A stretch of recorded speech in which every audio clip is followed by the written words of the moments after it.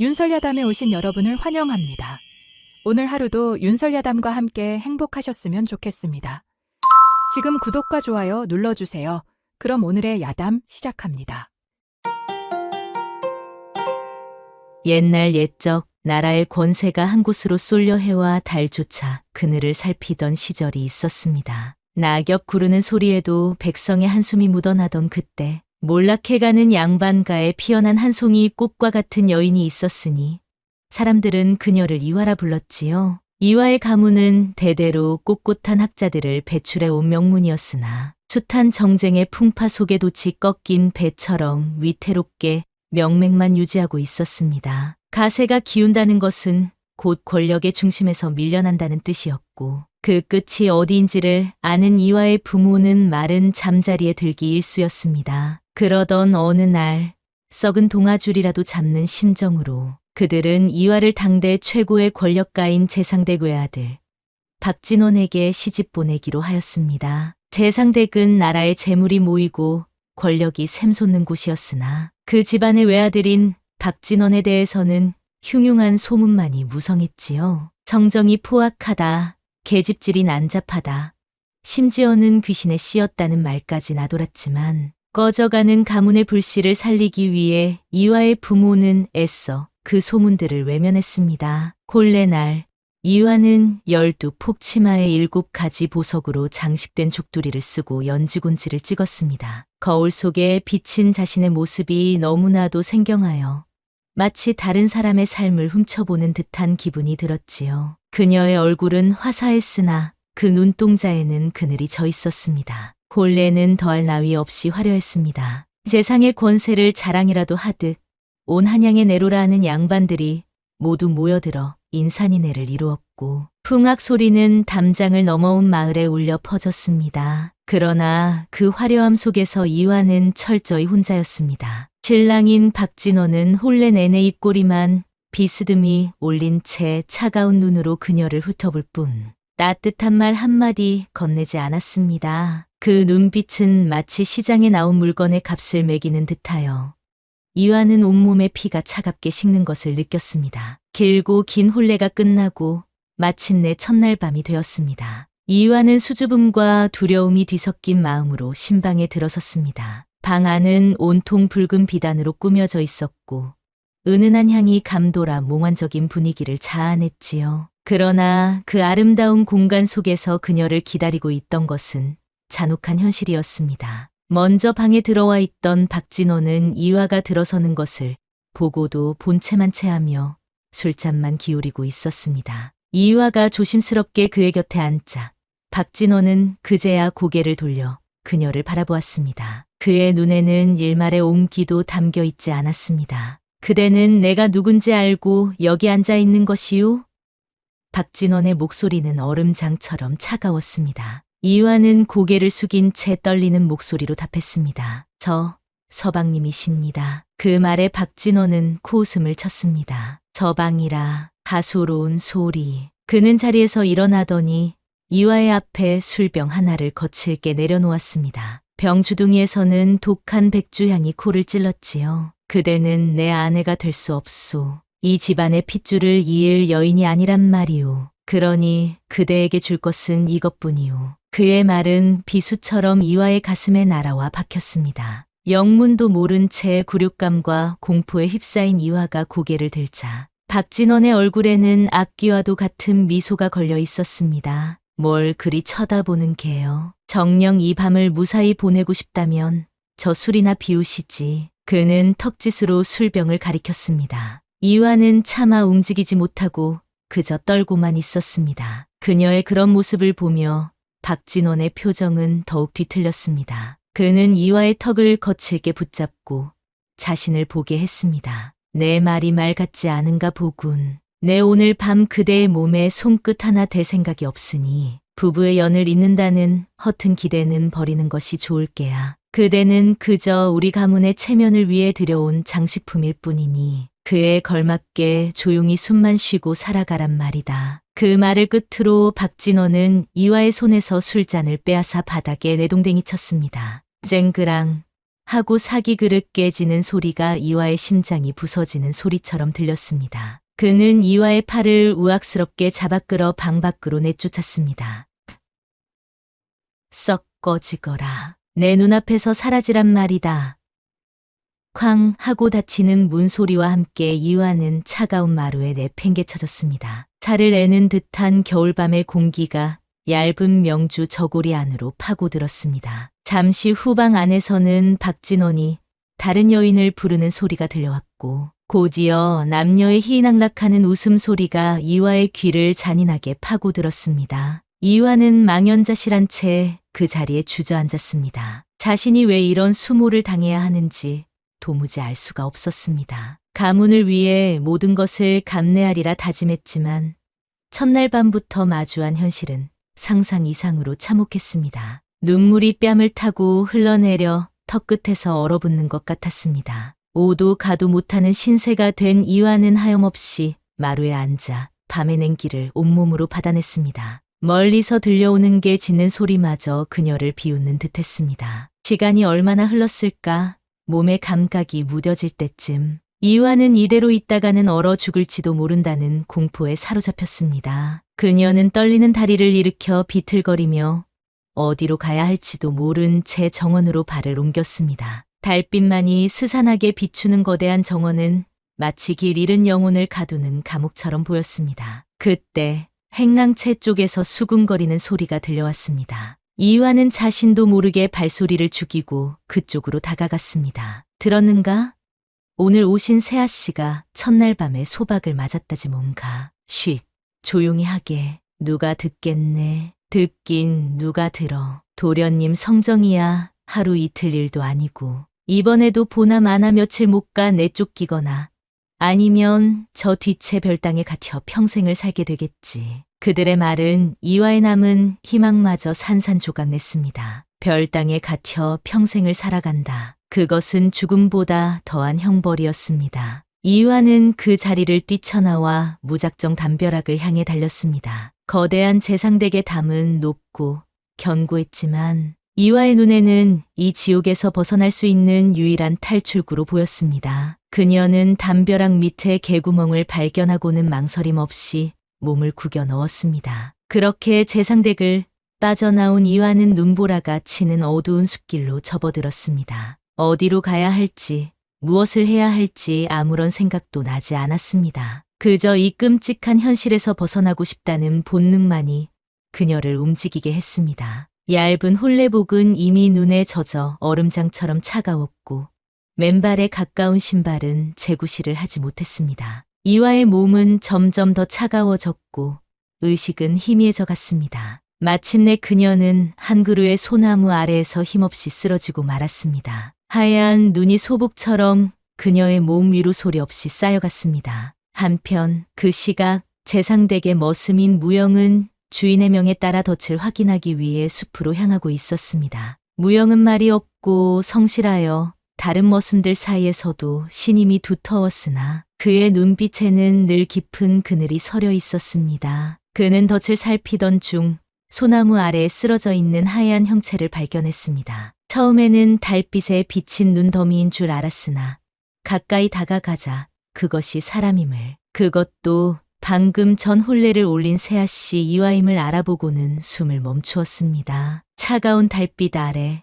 눈을 맞으며 쓰러져 있는 이화의 모습은 금방이라도 부서져 사라질 듯 위태롭고 가녀렸습니다. 그녀의 입술은 파랗게 질려 있었고 숨결은 금방이라도 끊어질 듯 미약했습니다. 무영은 순간적으로 갈등에 휩싸였습니다. 이대로 못 본 척 돌아서면 그는 안전할 것입니다. 하지만 이 추위의 마님을 방치한다면 날이 밝기도 전에 싸늘한 주검이 될 것이 불보듯 뻔했습니다. 그렇다고 마님을 함부로 건드렸다가는 어떤 오해를 사고 어떤 벌을 받게 될지 알 수 없는 노릇이었습니다. 그의 머릿속에서 수만 가지 생각이 스쳐 지나갔습니다. 그러나 차마 죽어가는 사람을 외면할 수는 없었습니다. 그는 짧은 갈등 끝에 자신의 목숨을 걸기로 결심했습니다. 그는 조심스럽게 이화의 몸을 일으켜 자신의 등에 둘러엎었습니다. 얇은 옷을 통해 전해져 오는 그녀의 차가운 체온과 가벼운 무게가 그의 심장을 시리게 했습니다.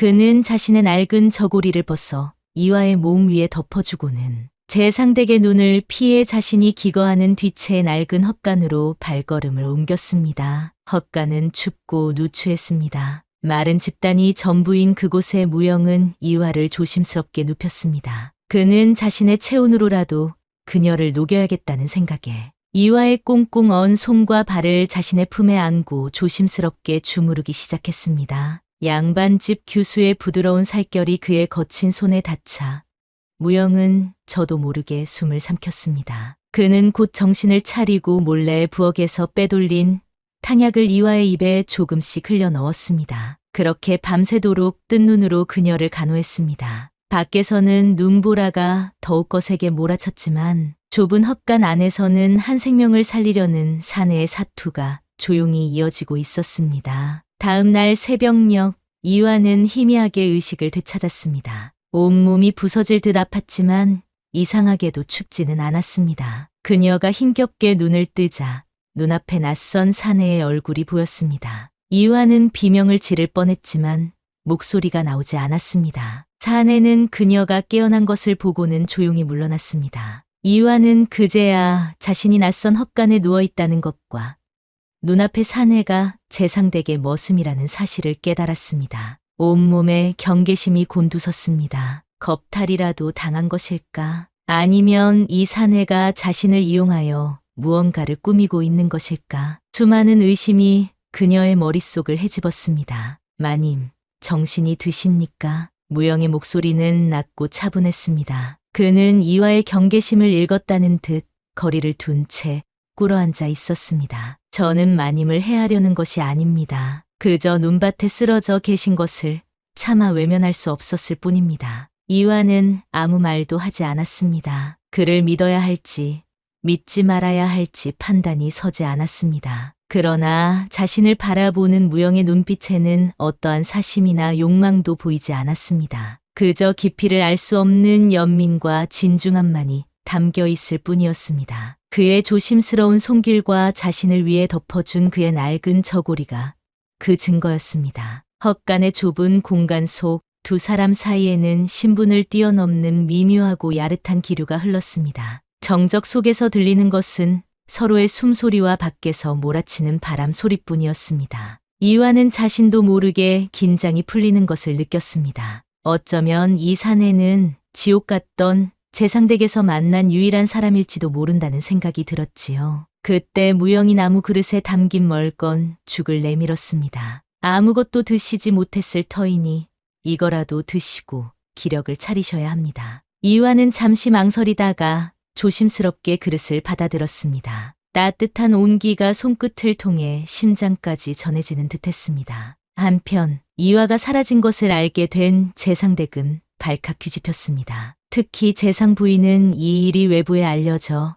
가문의 위신이 떨어지고 아들의 비밀이 새어나갈까봐 전전긍긍했습니다. 그녀는 즉시 하인들을 시켜 며느리가 병이 나 친정에 다니러 갔다는 거짓 소문을 퍼뜨리게 하고는 믿을 만한 수하들을 풀어 비밀리에 이화의 행방을 샅샅이 뒤지기 시작했습니다. 재상 부인의 서슬 퍼런 명령의 하인들은 온 집안을 샅샅이 뒤졌지만 이화의 흔적은 어디에서도 찾을 수 없었습니다. 같은 시각 재상의 아들 박진호는 자신의 방에서 고통에 몸부림치고 있었습니다. 그는 단순한 남봉꾼이 아니었습니다. 특정 시기가 되면 온몸에 뼈가 뒤틀리는 듯한 고통과 함께 이성을 잃고 광기에 휩싸이는 비밀스러운 병을 앓고 있었던 것입니다. 어젯밤 이화에게 보였던 포악한 모습도 그 전조 증상 중 하나였지요. 재상 부부는 아들의 병을 고치기 위해 용하다는 의원을 모두 불렀지만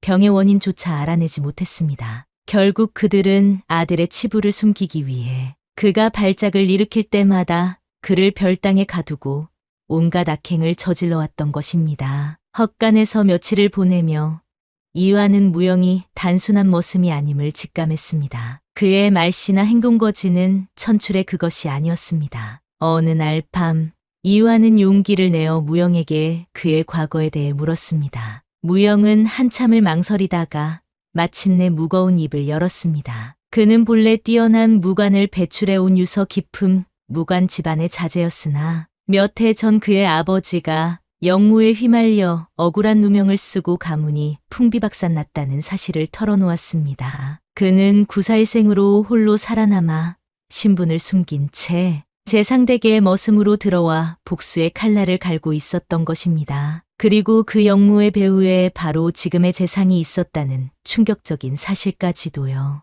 모든 것을 듣고 난 이화는 깊은 충격과 연민에 빠졌습니다. 자신과 같이 억울한 운명의 희생양이 된 무영에게 동질감을 느꼈고 그가 짊어진 삶의 무게에 가슴이 아팠습니다. 자신을 진심으로 위하며 목숨을 걸고 보살펴주는 무영에게 이화는 어느새 연민 이상의 감정을 품게 되었습니다. 남편에게서 느껴보지 못했던 따스함과 신뢰를 그에게서 느끼며 여인으로서의 마음이 걷잡을 수 없이 흔들리기 시작했습니다. 무영 또한 마찬가지였습니다. 가녀리지만 꺾이지 않는 기상을 지닌 이화를 보며 그의 얼어붙었던 심장에도 조금씩 온기가 돌기 시작했지요. 그러던 어느 날 재상댁의 수색이 마침내 뒤채 헛간 근처까지 미치게 되었습니다. 문틈으로 자신들을 찾는 하인들의 목소리를 들으며 무영은 더 이상 이곳에 머물 수 없다고 판단했습니다. 그는 이화에게 함께 떠날 것을 제안했습니다. 마님,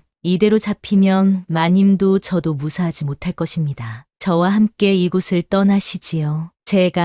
제가 마님을 지켜드리겠습니다. 그의 목소리는 떨리고 있었지만 눈빛은 그 어느 때보다 단호했습니다. 이화는 잠시 망설였습니다. 머슴과 함께 도주한다는 것은 상상도 할 수 없는 일이었고 그 앞길이 얼마나 험난할지 짐작조차 할 수 없었습니다. 하지만 이 지옥 같은 곳에 남는 것보다는 나을 터였습니다. 무엇보다 무영과 함께라면 두렵지 않을 것 같았습니다. 이화는 조용히 고개를 끄덕이며 자신의 운명을 무영에게 맡기기로 결심했습니다. 그날 밤 달빛마저 구름에 가려진 틈을 타 두 사람은 재상댁을 몰래 빠져나왔습니다. 멀고 험한 도주가 시작된 것입니다. 두 사람은 추격자들을 피해 인적이 드문 산길만을 골라 다녔습니다. 며칠을 굶고 걷는 강행군에 이화는 금세 지쳐갔지만 단 한 번도 힘들다는 내색을 하지 않았습니다. 그럴 때마다 무영은 그녀를 자신의 등에 업고 험한 길을 헤쳐나갔습니다. 그의 넓고 단단한 등은 세상에서 가장 안전한 피난처처럼 느껴졌습니다. 그러던 어느 밤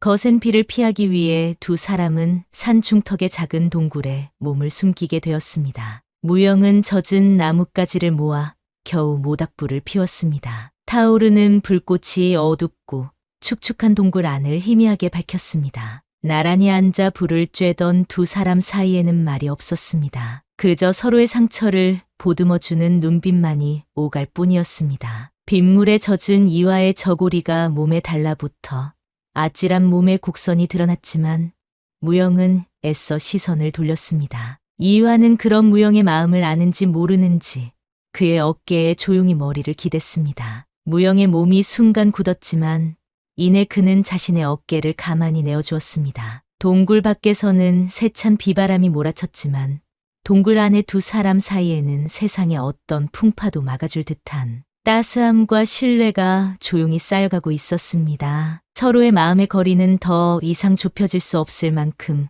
가까워져 있었습니다. 그러나 행복은 짧았습니다. 재상 부인은 이화와 무영이 함께 도망쳤다는 사실을 보고받고는 분노와 불안에 휩싸였습니다. 자신의 비밀을 아는 두 사람을 결코 살려둘 수 없다고 판단한 그녀는 돈이라면 사람 목숨 하나쯤은 쉽게 여기는 악명 높은 자객들을 고용하여 그들의 뒤를 바짝 쫓게 했습니다. 결국 얼마 지나지 않아 두 사람은 산길에서 자객들의 습격을 받게 되었습니다. 무영은 이화를 자신의 뒤로 숨기고 필사적으로 맞서 싸웠습니다. 그는 본래 무관의 자제였기에 무예가 출중했지만 맨손으로 칼을 든 여러 명의 자객을 상대하기는 역부족이었습니다. 마님, 어서 피하십시오.